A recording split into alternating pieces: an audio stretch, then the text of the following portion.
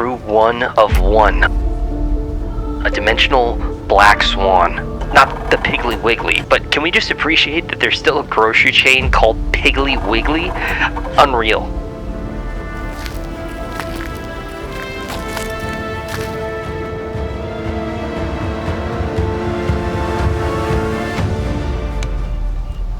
This is it. In no other iteration of Earth is there a Piggly Wiggly with this machine. Pump action, twin action bars, steel receiver, modular, cheap, and it eats anything you feed it. It may be a police trade-in, but it still feels good. And that's because this is one of the most versatile weapons possibly ever created. The Remington Model 870. Hello, Agent 12. What brings you to the archives today? I'd like to submit a relic into custody, and I want to look into what made the Remington 870 so successful. I believe this might be a dimensional anchor point. You may proceed. Welcome to the Archives, a pocket dimension with over 1,000 square miles dedicated to storing small armed dimensional artifacts. We have every weapon mankind has ever made across every instance of Earth we've discovered so far. Proposal: conduct a comparative analysis of Remington Model 870 variants as an exercise in identifying anchor point artifacts. The following variants may be used: a previously captured Remington Model 870 Custom and the Model 870 Police Magnum that you recovered from a grocery store vending machine. Hey, that's not just a grocery store. That's a Piggly Wiggly. The business identification is inconsequential for this exercise. Say its name. Piggly Wiggly. My man. Please enjoy the messages from these valuable partners.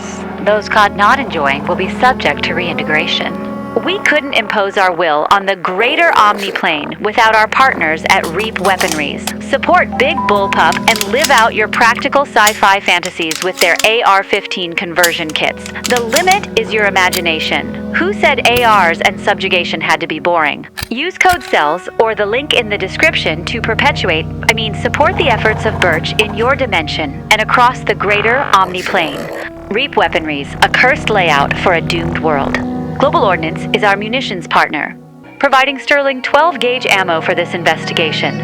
Global Ordnance, ammo in every caliber, in every dimension. And X-Tar USA, makers of fun, lightweight, reliable, and affordable polymers. Available in 9mm, 45 ACP, short and long variant. You'll adore your X-Star polymers, we guarantee it. Those not enjoying their X-Star polymers will be subject to reintegration. Thank you for your time, and may this help you better serve the greater omniplane. Malcolm, let's start with the prime historic baseline. Affirmative. The Remington Model 870 pump-action shotgun. Designed in 1950 and produced from 1951 to current day. Over 13 million units have been produced. This figure does not include unlicensed clones from manufacturers like Norinco, as the patent has expired on the Model 870 design. Like this would have stopped them anyway. Hey Malcolm, that's savage. The Model 870 was a successor to the Model 31, which had many machined and hand-fitted parts, making it expensive and time-consuming to manufacture. Less than 200,000 units were produced in its 18-year lifetime. Remington sought a better solution, and so the 870 featured a milled receiver with stamped and forged internals. This made it easier to produce, more durable, and more affordable. You know, my dad had an old Wingmaster. He traded it, and then got another one, and then ran over it, and then traded it, and then got another one. That is financially unadvisable. But at the heart of this shotgun was something that was not yet fully capitalized in the 1950s. Modularity. It may be a buzzword today, but it meant you could go from something like this to something like this. And it's still the same shotgun. Now, it may not look like it, but these are in fact both police trade-ins. This one was had for only $200, and this one was out of a defunct vending machine. We'll start with an overview on this modified one. The barrel was threaded for Remington chokes by MK3 firearms because these police trade-ins don't come with choked barrels, and fitted with a JK armament suppressor adapter.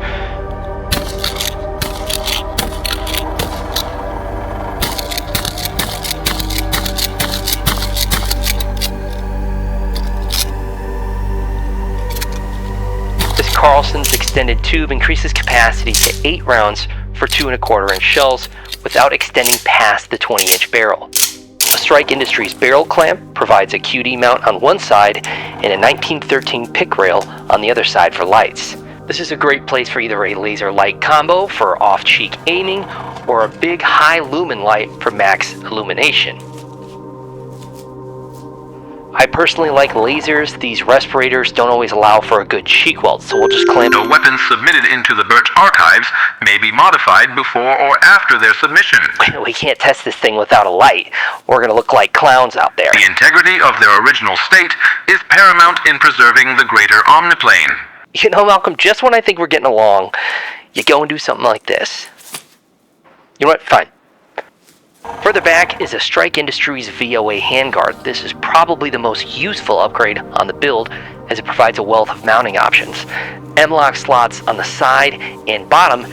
It can accommodate lights, Malcolm, for easier activation, or a vertical foregrip, or a sling mount, and more. Plus, it looks pretty cool. A Tacstar side saddle stores, wow, try to say that 6 times fast, 6 shells within reach for quick reloading, and it also looks pretty cool.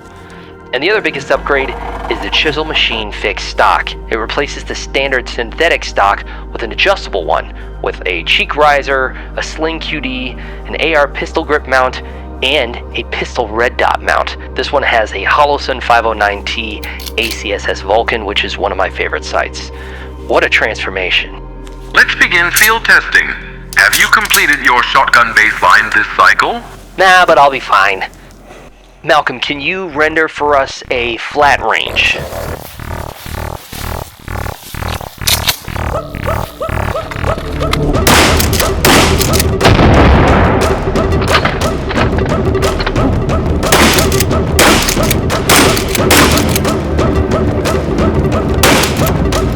Your reloads are below baseline.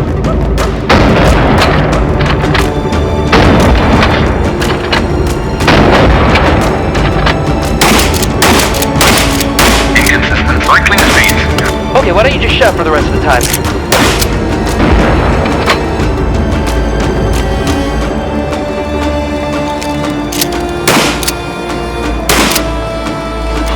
How about now? Quite poorly. Okay, Malcolm. Put training on my schedule.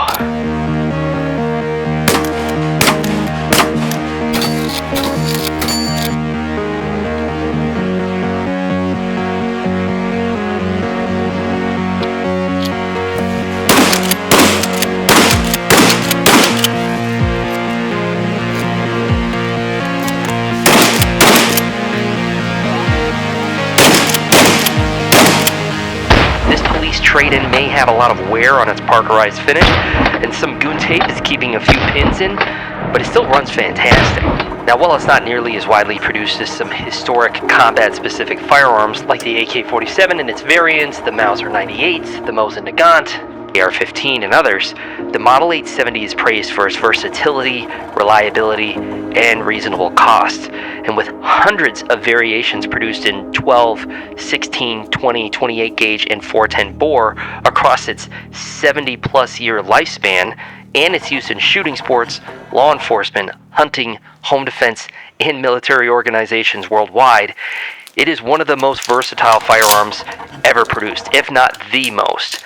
And because it's manually cycled, it can be fitted with a wide variety of ammunition, such as birdshot, buckshot, slugs, incendiary, non-lethal rubber and beanbag rounds, kind of like what we're seeing in LA right now, explosive, and more. And it can be used for door breaching, CQB, trench warfare, urban riot control, and more recently, anti-drone.